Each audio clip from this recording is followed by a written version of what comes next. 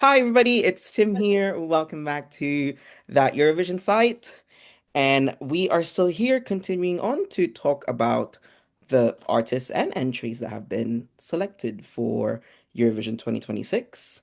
And this time we're just gonna go over to our neighbors just across the ocean there, and we're gonna go to France. And I am joined by the lovely Vincent, and we're gonna talk about their choice for Eurovision 2026. So, without further ado, let's get on with the discussion.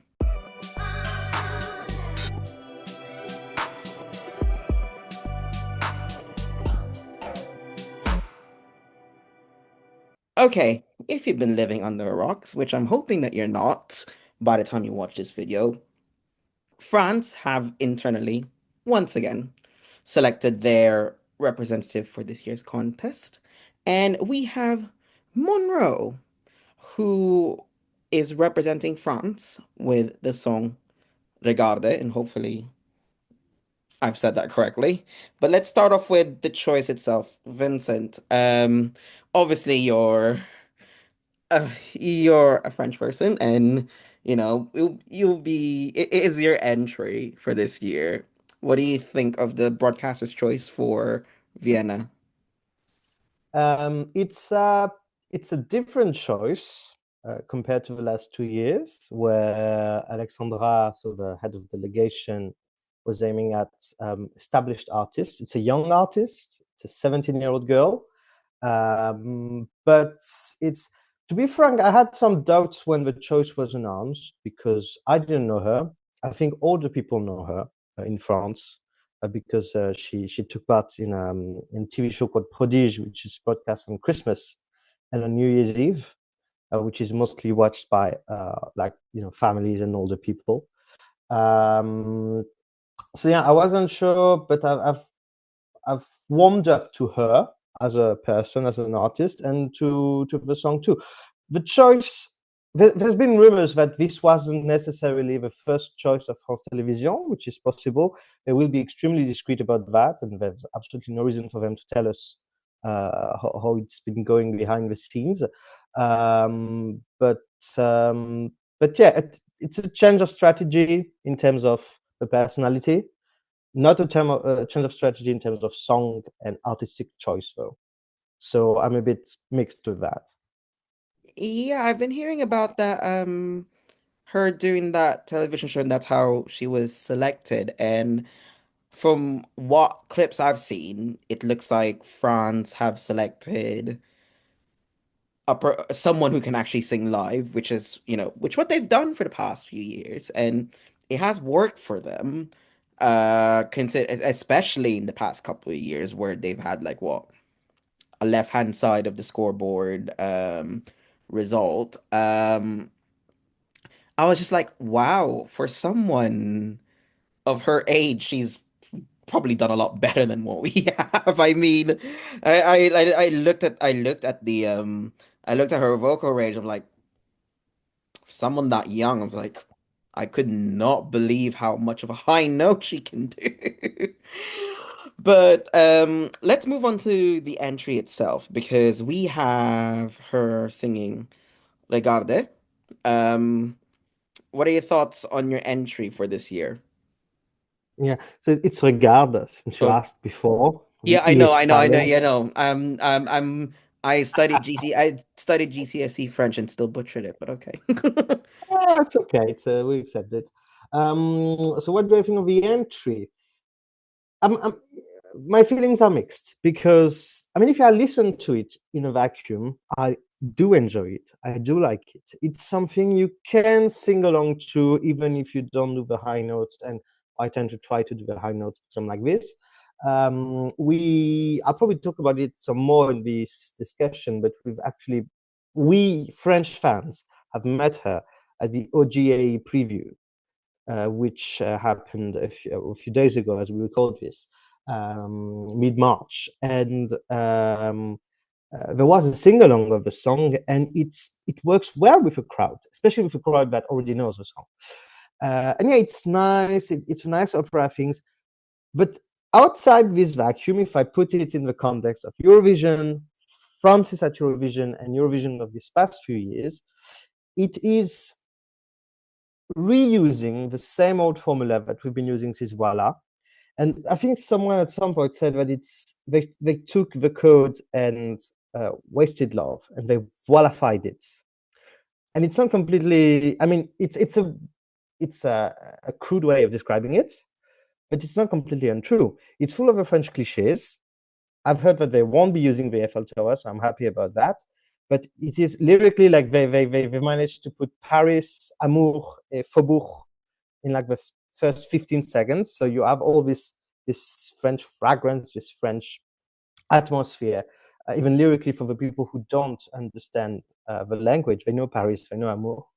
And there's this whole popera thing, which has worked for JJ, which has worked for, well, the code is more than popera, but there is this clearly, it's clearly seen as, oh, we're doing like the winners did before, and we hope it's going to be fine. And we're doing what like we've done these past few years with Voila, but with Slimane, also with Louane, this sort of French sound, French vibe, French chanson. We mix it up and we hope for the best. And have a bit of fatigue as a fan with that, which is a pity because I do enjoy the song in itself. But as an artistic choice, I'm not a big fan of it. I think we should like Sweden did last year, or even in 2022. We should try to go different direction for once. Experiment a bit more as a delegation. I mean, I don't disagree with you with the kind of voila comparisons because I do hear it, and I hope I'm not the only one that does hear it because I was like, hang on, that kind of like that rhythm and beat. I think it was towards the end, and I kind of hear it, and I was like, hang on, that what year is this again? But also the only thing I can compare on that's like recent is Rosalia. I don't know why, but her it sounds like it's something that's taken out of Lux from her Hmm. recent album. So I was just like, if you'd have told me that this was something off her album, I would have believed you. But like, it is that good. But I can see where it gets kind of boring. So like, you know, something about France and just sticking with like what you'd expect from France. Like you take it off, okay, well, okay, we have a vocalist, you have a ballad, you have something with a serious tone. So I can see why the French Euro fans are getting a little bit, come on, can you give us another, I don't know, another Alma maybe? Because that was kind of nice. Oh. It is something for fun as well. So it's not just I know Alexandra is trying to push it over the line because she's been you guys have been very, very, very close for the past few years. Mm. So I can and you know and how many junior Eurovision wins now for the past few years. So Four, yeah, four. I can see why she's itching to bring it over the line. But but yeah, no, I think that, it can do well, which actually leads me up to that is more of like, how do you think you'll do in Vienna? Hmm. Well, that's the issue because France is always overhyped by the bookies, by French fans, obviously, but they are more vocal than we think. And there was a point last year when we believed that somehow perhaps Luan could do it. I remember being interviewed and having other journalists interviewed at the press center, the media center, and France being thrown in as a potential winner. And that was like on the Friday or the Saturday morning, and we know what happened. Same for Slimane. Although Slimane, I think, had Slimane not slipped on his jury performance, he could have perhaps not won, but he could have done better than he did, and he did incredibly well.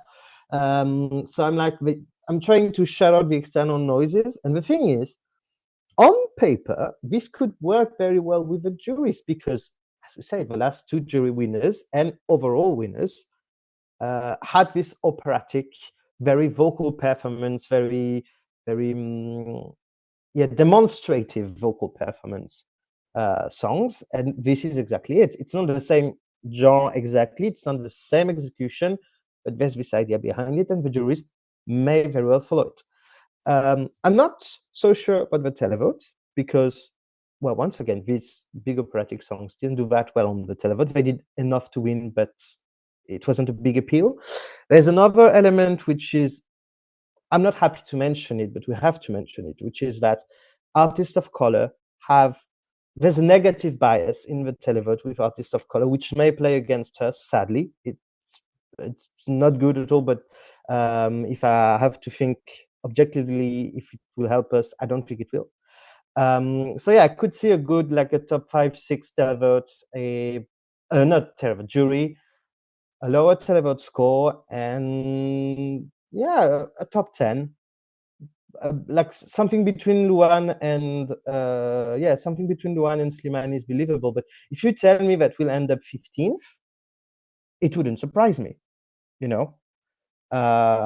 It's like, and of course, it's a big five. Like, it's a sure qualifier if it wasn't, I think.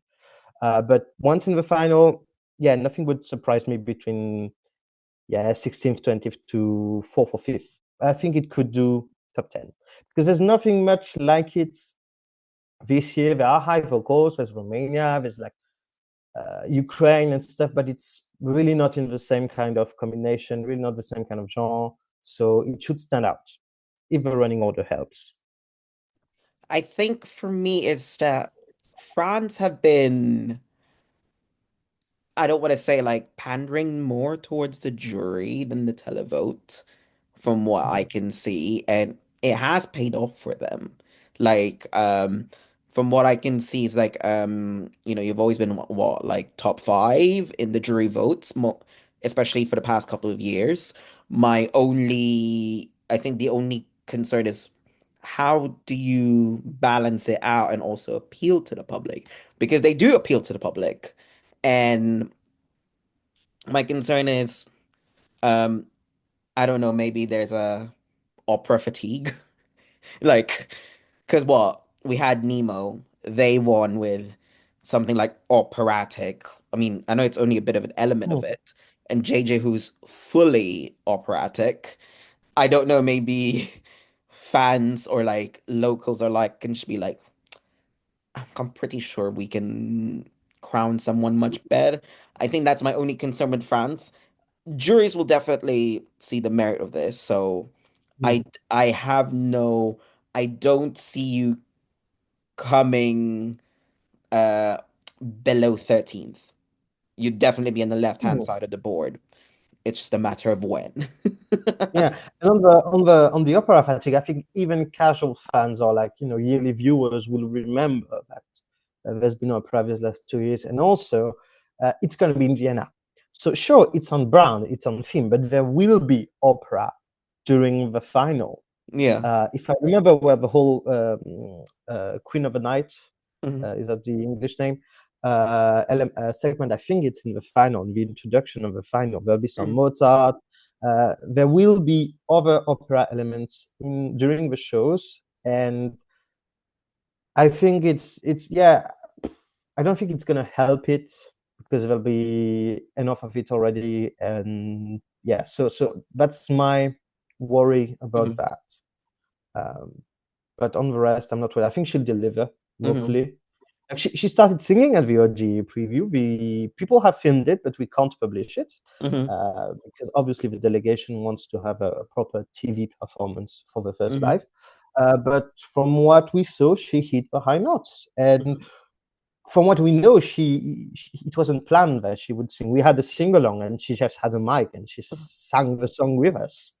So I don't think she prepared for it, and she Hmm. was very good Hmm. without preparing for it. So with a good week of preparation, of rehearsals, etc., Hmm. um, I have no worries whatsoever Yeah. on the delivery. Although it is a kind of song where, because you have a lot of big vocal moments, a single mistake Hmm. can lose you 30, It wouldn't 40 take points. much. It wouldn't take much It of. wouldn't take much, which is what we said about JJ. And JJ performed very well when it mattered because I think it was flawless in the juries, a bit Mhm. less flawless in the televote show, but Mm-hmm. counted less. So yeah, there's risk, but I'm sure Mm-hmm. she'll deliver well. And she's American, well, French American. She's 17, but she seemed, she was very good at this sort of exercise with like 200 people in front of her. She knows what she's Um, doing. yeah, she knows what she's doing. I don't think the pressure of Vienna, the Eurovision machine, will be too much on her. I hope, but Mm-hmm. from what I've seen, I think she'll manage this very well. Mm-hmm. All right, then on to my final bit, because obviously we know that for the past few years, France has been selecting their entries through, internally.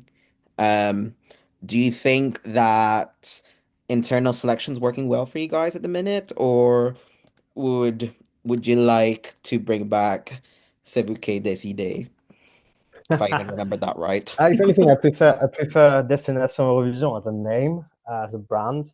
Um, I don't mind the international selection in France because we don't have a huge tradition of. I mean, we do have a huge tradition of Eurovision. We are a founder country, but we have years with very low viewing numbers. We have years with Hmm. very high viewing numbers. One of the elements there is the artist, Hmm. and which is why Luan Sliman were chosen. And I'm not sure Monroe will bring as many TV viewers as France Television would want in the Hmm. local markets, and that's okay. But we've been doing very well with our internal Hmm. choices. In also in junior, like for example, at some point, Lynn was Yeah. viewed as a potential candidate for France Hmm. because she's been also in the junior machine as the writer of Hmm. our latest winner. But yes, there's a sort of ecosystem that's created, although they can go out of it if they want. And that's also thanks to the internal selection. If anything, I think France should try to go for a Sanremo thing. If you really wanted Hmm. a national selection, something that's seen as outside Eurovision, where you can bring all the big talents, and Eurovision as a side piece, as a bonus Yeah. thing. I don't think we'll ever get to do something like that. Hmm. But yeah, because I'm all the selection is, yeah, it's not in our culture. That's a Yeah. weird thing to say, but and it was. We had selection in the 80s. We had selection in the 2000s. It's just it's in our culture, and also the delegations. In Hmm. 2022, the delegation, I don't think they were expecting the winners of C'est vous qui décidez to win, Avan and Hayes. And it's yeah, we you ended up with a weird artistic choice, a weird artistic direction, something that didn't work that well, and it ended up not working at all results wise. Hmm. They want to be in control, let them be in control. It's Yeah, it's not a problem for me as long as they make good choices, and as long as they don't have, they try at some point to change the direction, to experiment for a year or two, especially in years when they can manage it. Like, obviously, well, not obviously, honestly, we don't need to win this year. Next year, we have a presidential election in April and May with a very obscure, like, we don't know what the results would be, but it wouldn't be happy. Like, you don't want to organize Eurovision 2 weeks after a presidential election, which may create, anger in the country, troubles, protests, etc., and which will also use a lot of budget from France Television. It's not an event where I think they want to win, so you could experiment a bit more and do something Yeah. that, yeah, may not give you a lot of votes, but may actually show Hmm. another side of France, etc., etc. Yeah. Um, that's what they should do a bit more, in my opinion. But I don't mind the internal selections. Hmm. Yeah, I think I agree with you. I think Alexander is doing a great job selecting these artists. I don't think, as much as I would want to see a televised national selection, because that was fun in 2021, even though the winner was so obvious. But like, it would be it's a nice thing, but you know what? Maybe have their own show revealing it. Maybe that would be a good thing. But won't happen. But like, could be Hmm. something. But in any case, that's all of my questions for not for now with the you know, selection for, well, France's selection for Eurovision 2026. What do you guys think of France's selection for Vienna? Do you think they'll be able to finally cross the finish line? Or, do you agree with our opinions? Let us know in the comments. And if you obviously like this video, give us a thumbs up, subscribe to our channel, push the notification button to be one of the first people to find out when we have a new video. Also, head on over to thateurovisionsite.com for all of the latest news and follow us at That Your Site on all the socials you can think of. Thank you once again, Vincent, for joining me. And where can we follow you? Thank you. Where can we follow you? Oh yeah, sorry. What can we for you? Eurovins. So Mm-hmm. Eurovins all attached on like Insta, Blue Sky, Twitter, and of course I write articles for ESC Extra. Mm-hmm. All right, then. Well, thank you very much once again, and we'll see you guys in the next video. Bye.